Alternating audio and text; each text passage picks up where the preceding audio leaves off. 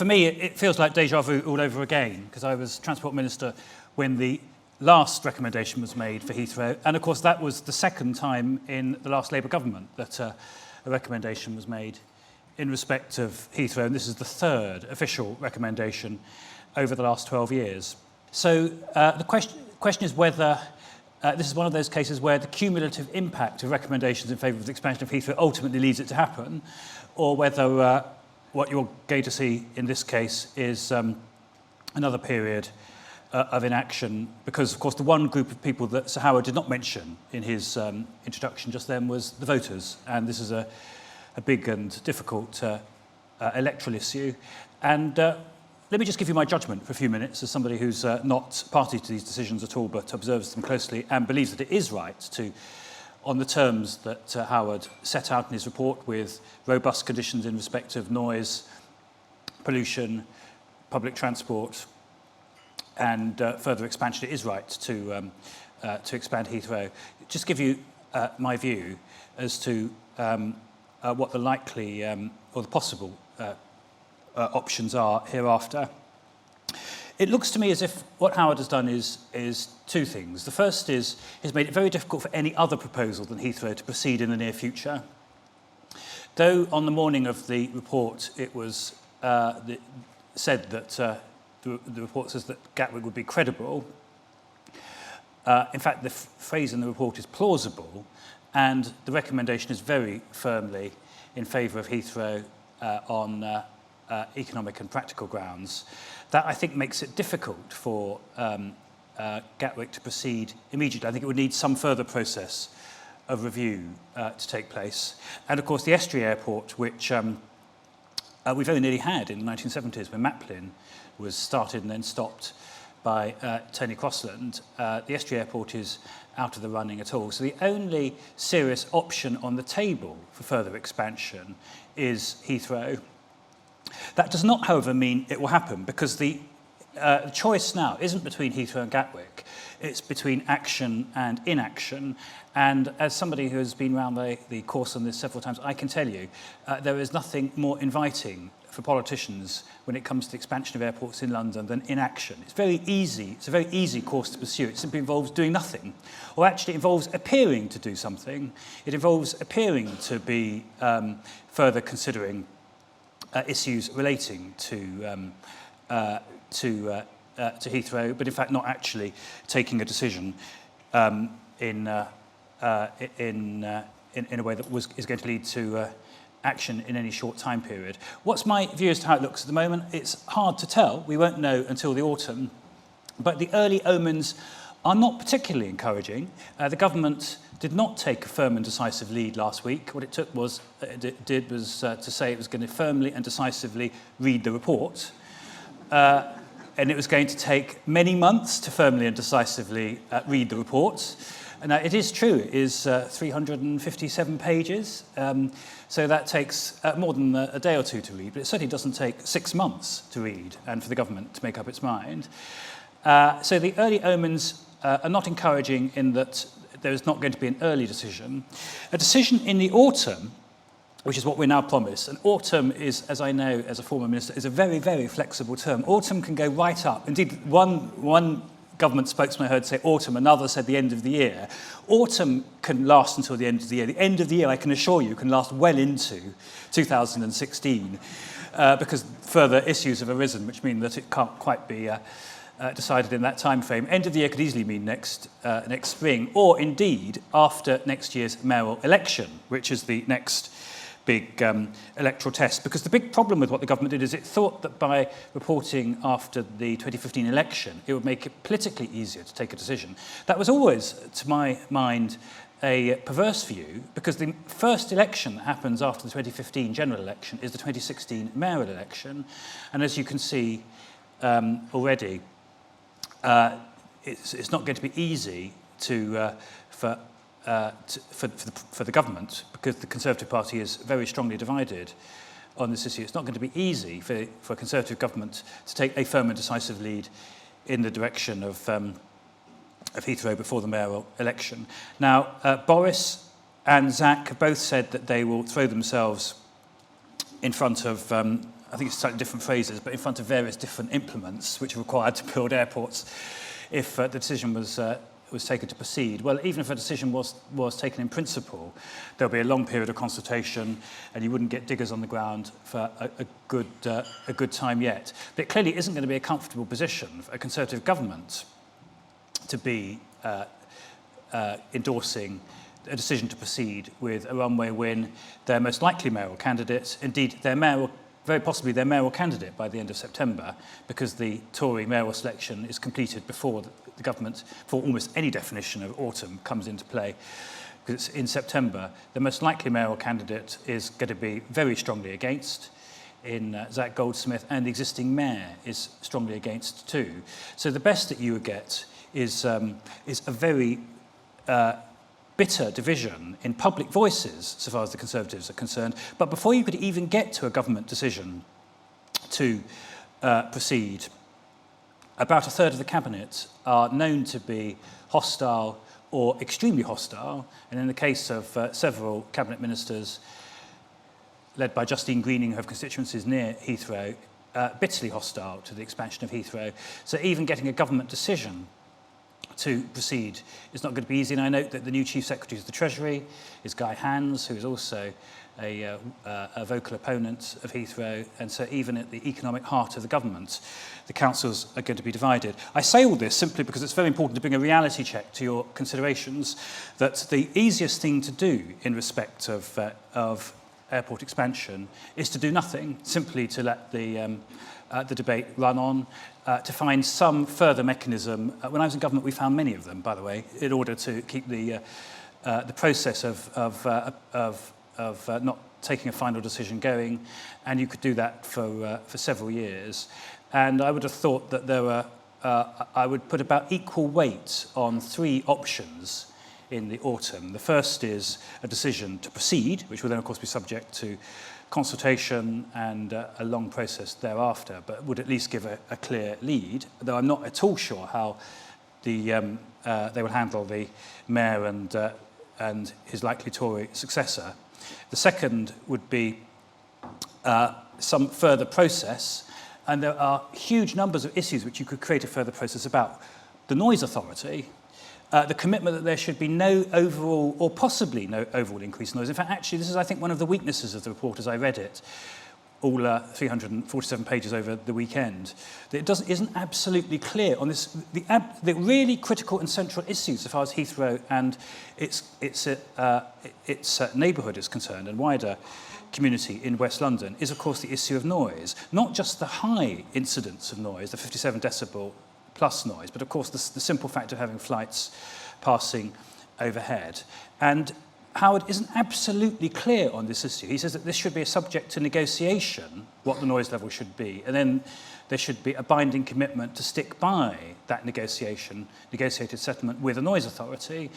Well, what that level should be, he says that it could be no overall increase in current levels of noise.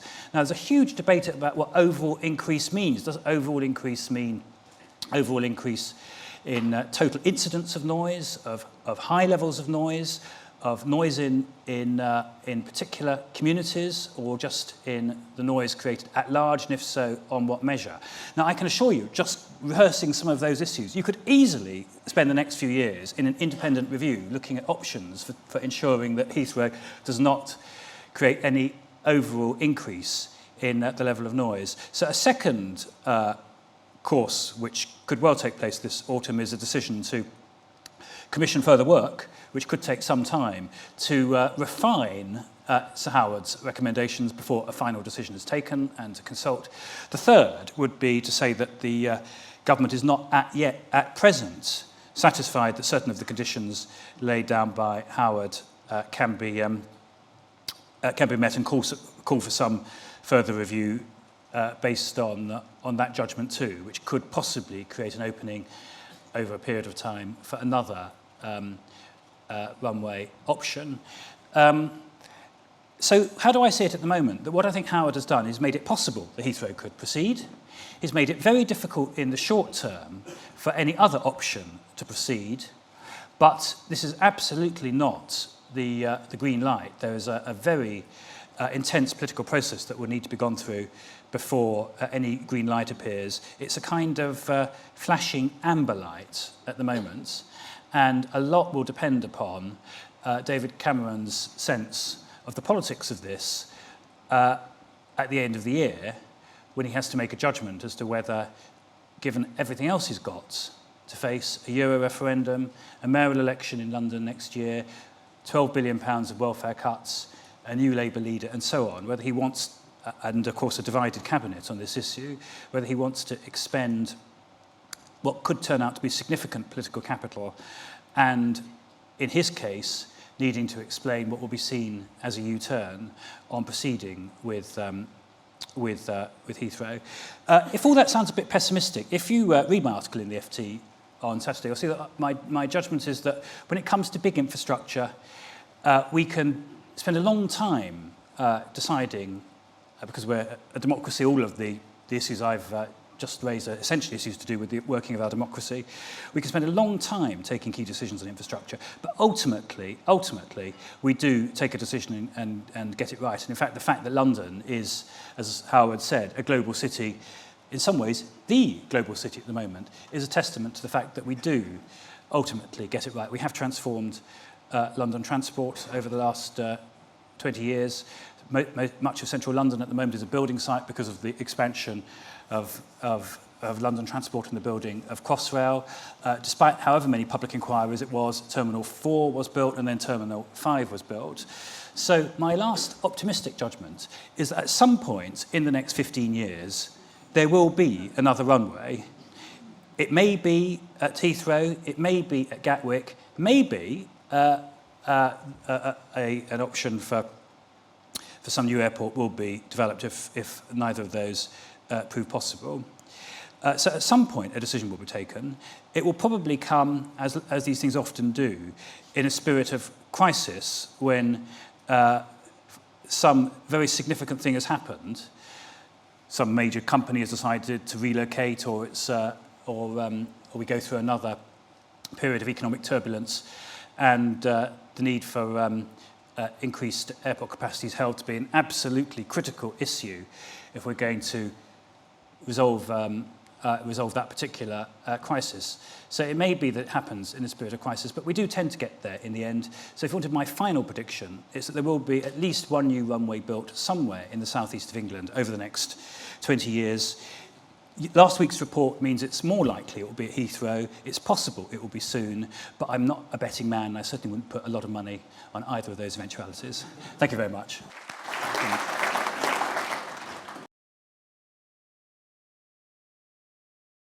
Lord Adonis has got about 10 minutes for questions. So could you put your hands up, please, and say where you're from, your name and where you're from. Anthony Oliver from Infrastructure Intelligence.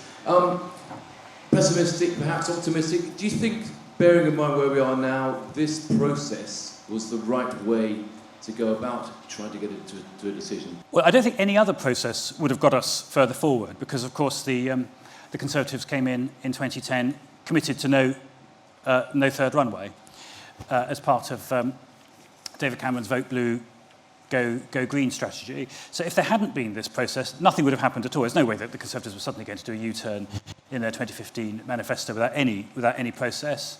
So some kind of process was necessary, given where we got to in after the 2010 election.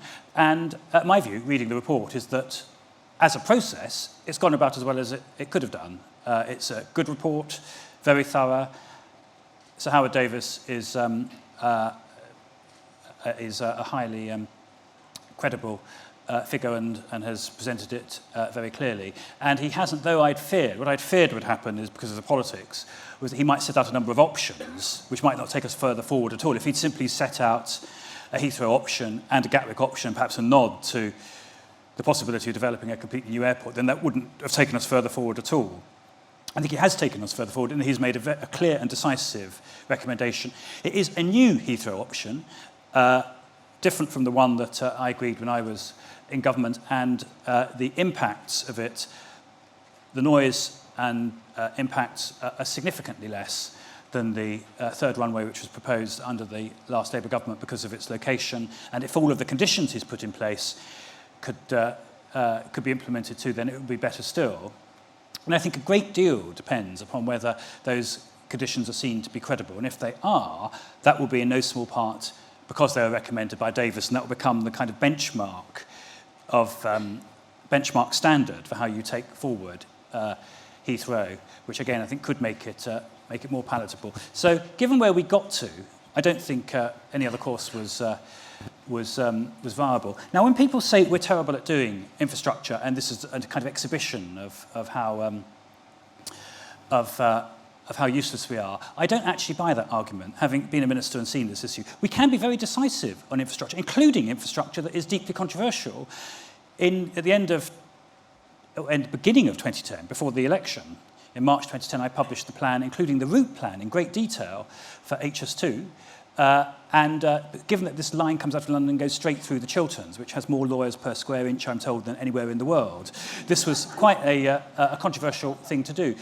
5.5 years, or 5 and a bit years later, the legislation for HS2 has had a 10-to-1 majority in the House of Commons. It's now most of the way through to being completed. There is a cross-party consensus. It is being implemented, despite all of the controversy around it. So it is possible to get consensus on controversial infrastructure, and I think there's a new spirit in Britain that's made that easier, actually, particularly with the success of London and the realisation that infrastructure is important to London.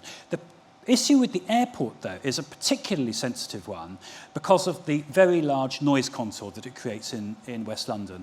And that makes it exceptional, even expanding airports is a problem internationally, well, in democracies internationally, not in China, but in democracies, it's a problem internationally, including in continental countries where there's been huge difficulties and controversies over airport expansion. But no European airport has anything like the noise contour of Heathrow. I think Heathrow has something like 20 to 25% of all of the high-level noise of all international airports in Europe. I mean, it's an extraordinarily high proportion because it's in inner West London. But the paradox of that is that it's the very fact of its location, which is what makes it so successful. And as I said in the FT on Saturday, if you go back, people say Heathrow isn't planned. It was planned by the Abercrombie committee in 1944-45, which decided to put it where it was because its judgment was that this best balanced, serving its economic market as accessibly as possible, whilst being manageable in terms of impacts on the local community. That was its judgment then. That's what's made it so difficult to expand ever since. A lady here, and then a gentleman here. We'll take them together and then we'll answer them. Thank you. Friends of the Earth London campaigner and air pollution campaigner. So I don't know your view, but as far as I understand it, Sir Howard Davies said that as long as you're not delaying compliance on air pollution, then he thought that would be okay. But as far as we're concerned, that's not adequate because of the special measures the UK is under following failure to meet limits on EU air pollution by the date required, which is already now, and the fact that we have to meet limits now as soon as possible, that we really can't add to any pollution. It's not even adequate to do air quality neutral, where you'd be adding and then mitigating. So, any adding to pollution must be the wrong way to go. So, could we have a question, please? Yes. So, what is your view on that? And I would also say that on infrastructure, we get it right when we do things that are right for people. The way to get things through quickly is to come out with the right solution, which means ones that work for the environment as well as business. So, I would say, have they really looked at the alternatives of no runway expansion? It wasn't properly looked at. Okay, I think we've got that. Okay, can we have the gentleman in the just in front of you? Thanks. Hugh Thomas, Boston Partners. Andrew, you make a very passionate, far-sighted case for High Speed 2, and you talk about how Heathrow was placed originally with the longer-term view. The report currently out makes it clear that by 2040, whatever we build now, and you say we will achieve something in the next 20 years, which would take us to 2035, whatever we do, it'll be full, and we'll have to do something else. Are we looking far enough ahead? Your experience on the railways, are we actually creating a vision which is appropriate for this country? Is that sustainable? Well, actually, My answer, reading the report, is yes. On the point about doing what's popular and in line with what popular preferences are, of course, part of the reason why ultimately, at each stage, as decisions have been taken to expand Heathrow, is because ultimately that is the decision that the government has taken, successive governments have taken as being in line with the